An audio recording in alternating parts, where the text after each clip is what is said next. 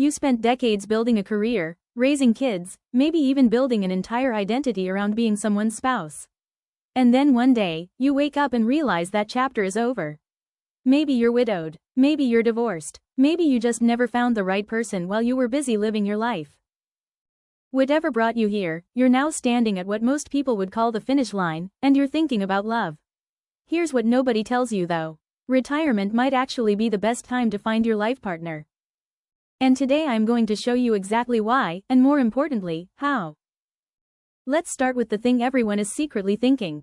Is it even worth it at this stage? You've got maybe 20, 30, even 40 more years ahead of you.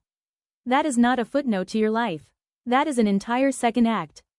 Studies on happiness and aging consistently show that social connection and romantic partnership are among the strongest predictors of well-being in later life. We're talking about better health outcomes, longer lifespan, sharper cognitive function, and significantly higher reported happiness. So yes, it is absolutely worth it. Now here's where it gets interesting. Dating after retirement is completely different from dating in your 20s or 30s, and that's actually a massive advantage. You know who you are now. You know what you want. You know what you will not tolerate. The insecurity, the people-pleasing, the settling because you're afraid of being alone. But let's be honest about the challenges too, because pretending they don't exist isn't going to help you. Your social circle has probably shrunk. The built-in social structures of work are gone. Your kids might have opinions. Your finances are now a serious factor in any partnership. And the dating landscape has changed dramatically, especially with technology. These are real obstacles, and we're going to walk through all of them. Let's talk about where to actually meet people. This is the question everyone asks, and the answer might surprise you. The best place to start is not a dating app, even though we'll get to those. The best place to start is with your interests. When you retire, you suddenly have time for things you've been putting off your entire adult life. Join that hiking group, take that pottery class, volunteer for a cause that matters to you. Travel with a group tour designed for solo travelers over 50.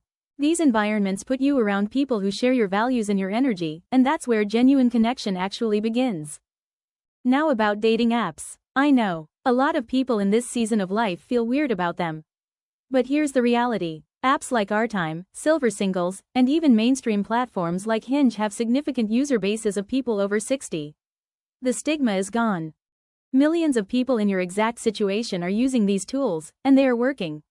The key is to treat your profile like a conversation starter, not a resume.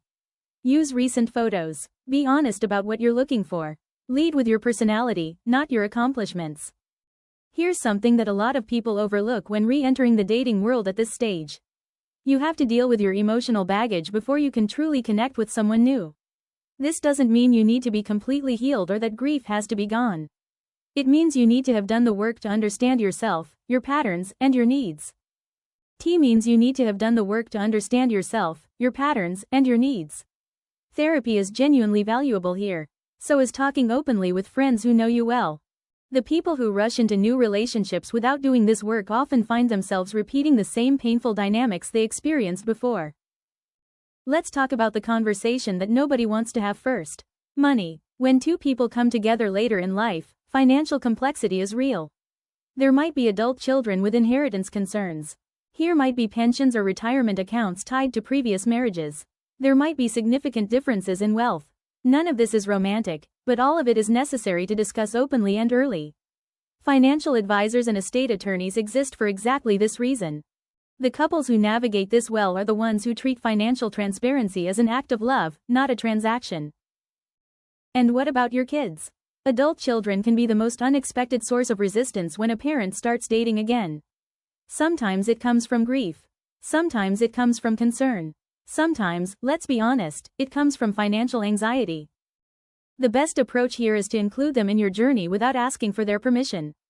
Keep them informed. Introduce someone new thoughtfully and at the right time. But remember that this is your life. Your happiness matters.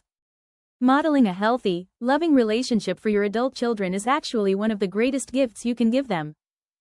People often make the mistake of looking for someone who completes them, when what actually works in mature partnerships is finding someone who complements you. You are already complete.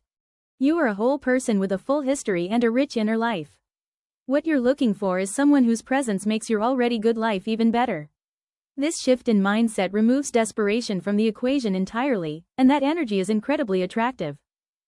Take your time with this.